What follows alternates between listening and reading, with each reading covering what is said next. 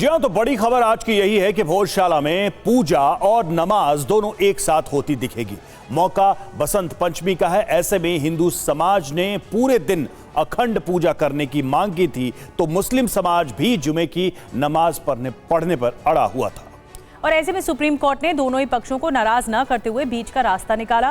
तो कोर्ट ने आदेश दिया कि आज एक तरफ हिंदू दिन भर मां सरस्वती की पूजा करेंगे क्योंकि वसंत पंचमी का दिन है, और मुस्लिम समुदाय है वो दोपहर 1 बजे से 3 बजे तक नमाज पढ़ेंगे, नमाज अदा कर पाएंगे। लेकिन असली परीक्षा, अग्नि परीक्षा कहें, प्रशासन की होने वाली है, क्योंकि सुरक्षा व्यवस्था के चाक चौबंद बंदोबस्त किए गए हैं। भोजशाला के आसपास 8000 जवानों का पहरा है। पुलिस के साथ रैपिड एक्शन फोर्स की भी तैनाती की गई है। सीसीटीवी कैमरों से भी निगरानी जारी है। तो व्यापक तैयारी प्रशासन की है आज के दिन को देखते हुए। और आपको बता दें कि ये मामला इसीलिए ज्यादा बढ़ गया था क्योंकि विवाद था दोनों समुदायों के बीच में। ये मामला कोर्ट पहुंचा। अब कोर्ट का ही आदेश है कि दोनों समुदाय को ससम्मान के साथ ये अधिकार है, पूजा का भी और नमाज का भी। अब सरस्वती पूजा के साथ जुमे की नमाज होने से पुलिस प्रशासन के लिए एक चैलेंज जरूर बढ़ा है, चुनौती बढ़ी है। आज भोजशाला में सुप्रीम कोर्ट फैसले के मुताबिक इंतजाम तो किए गए हैं। सूर्योदय से सूर्यास्त तक का अखंड पूजा की इजाजत दी गई है। वहीं भोजशाला में दशकों बाद आज अखंड पूजा होगी। ये दशकों बाद होगा एक ऐतिहासिक घटना। दोपहर 1 बजे से 3 बजे तक नमाज भी पढ़ी जाएगी, ये समय है। और नमाज के लिए भोजशाला परिसर में अलग अलग जगह तय कर दी गई है। पूजा के लिए अलग और नमाज के लिए अलग, दोनों पक्षों के लिए एंट्री की अलग अलग व्यवस्था की गई है। मुस्लिम समुदाय के मुस्लिम पक्ष के लिए एंट्री पास जारी तक किए गए हैं। तो प्रशासन की ओर से बड़ी तैयारी की गई है। और सुप्रीम कोर्ट ने आदेश दिया है कि हिंदू पक्ष सूर्योदय से लेकर सूर्यास्त तक भोजशाला में अखंड पूजा करेगा। कोर्ट के फैसले से हिंदू पक्ष खुश है। हिंदू पक्ष के वकीलों की दलील क्या है, यह भी सुनिए।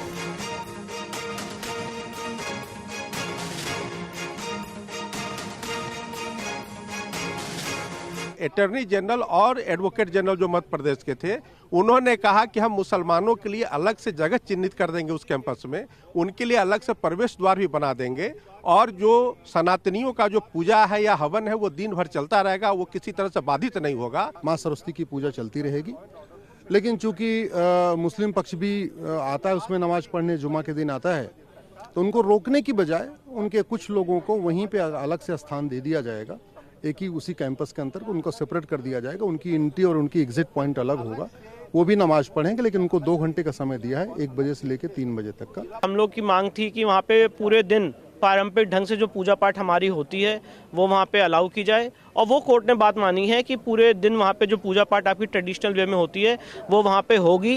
एक डेजिग्नेटेड एरिया में वहाँ पे नमाज करने की बात कही गई है, और उसके लिए भी जो मुस्लिम पक्ष है उनके लोग सजेस्ट करेंगे कि कितने लोग आएंगे, और उतने ही लोगों को पास दिया जाएगा, और 1 से 3 के बीच में एक डेजिग्नेटेड एरिया में वो अपनी नमाज अदा कर सकते हैं। अधिवक्ताओं की बात हमने आपको सुनाई। इस पूरे मामले पर वकीलों का क्या कुछ कहना है? कोर्ट के आदेश के मुताबिक आगे बढ़ेंगी, सब कोर्ट की चीज़ें तामील होंगी। और सुप्रीम कोर्ट ने ही आदेश दिया कि हिंदू पक्ष जो है वो पूजा करेगा, और दशकों बाद ये अखंड पूजा होने वाली है वसंत पंचमी के दिन, और मुस्लिम पक्ष नमाज अदा करेगा जैसे करता आया है। और ये जानना ज़रूरी है कि धार भोजशाला को लेकर हिंदू और मुस्लिम पक्ष की दलीलें अब तक क्या हैं। तो आपको बताते हैं, भोजशाला को हिंदू पक्ष के लोग मां सरस्वती का मंदिर बताते हैं, लेकिन मुस्लिम पक्ष के मुताबिक ये कमाल मौलाना मस्जिद है।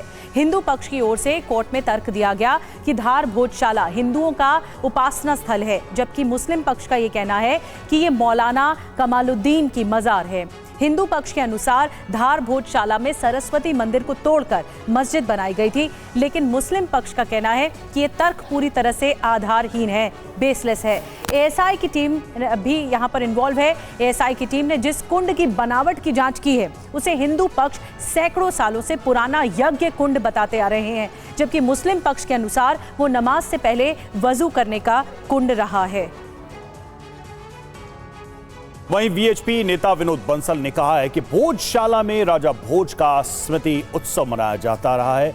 दुर्भाग्य यह है कि कुछ इस्लामिक जिहादी तत्व नहीं चाहते कि बहुसंख्यक समाज पूजा अर्चना करे। भोजशाला में 2 घंटे नमाज आज होनी है और पूरे दिन अखंड पूजा होनी है। विनोद बंसल ने क्या कहा है, आइए सुनते हैं।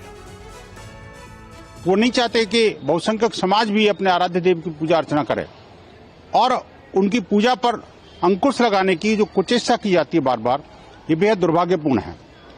वो तो हमेशा नमाज पढ़ते हैं, लेकिन हमें साल में एक बार भी मां सरस्वती की वंदना से उनको दिक्कत होती है और हमें माननीय सर्वोच्च न्यायालय तक जाना पड़ता है। आप सोचिए कि ये बड़ा बेहद दुर्भाग्यपूर्ण है और उन लोगों के लिए चुनौती भी है और उन लोगों की बातों पर कलई भी खोलती है जो लोग बार बार भाईचारे, गंगा जमुनी संस्कृति और जो इस सौहार्द की बातें करते हैं।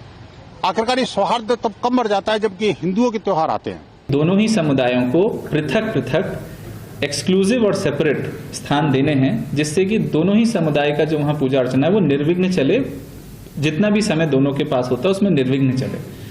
इसलिए ये स्पष्ट है कि बसंत पंचमी की जो पूजा अर्चना होती है वो निर्विघ्न पूरे दिन तक चलेगी और कोई भी कानून व्यवस्था उससे निर्मित नहीं होनी चाहिए।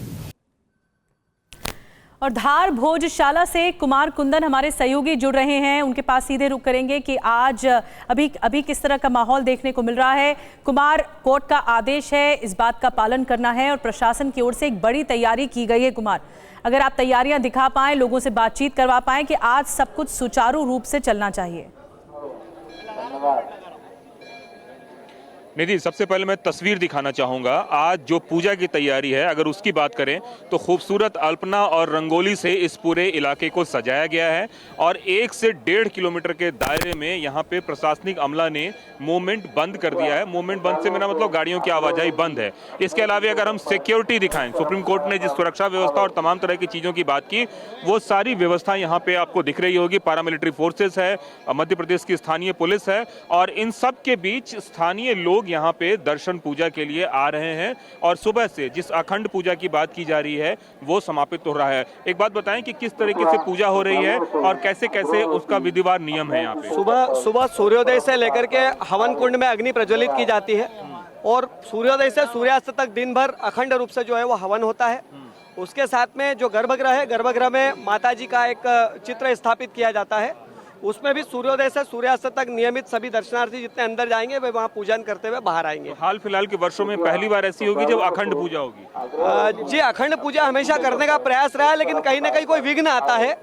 ये पहली बार ऐसा हो रहा है कि जब निर्विघ्न रूप से ये अखंड पूजा हो रही है। सरकार की तरफ से, प्रशासन की तरफ से नमाज की भी व्यवस्था की गई है, उसको किस तरीके से देख रहे हैं? वो प्रशासन की व्यवस्था, वो हमारी व्यवस्था नहीं, प्रशासन जानता है। वो प्रशासन की व्यवस्था। प्रशासन की व्यवस्था। तो निधि, मैं बताऊं कि एक तरफ सुबह से यहाँ पे श्रद्धालु आ रहे हैं और दूसरी तरफ यहीं पे एक व्हाइट कलर का दायरे में जो मस्जिद परिसर है, दरगाह परिसर है, उसको चारों तरफ से घेर दिया गया है।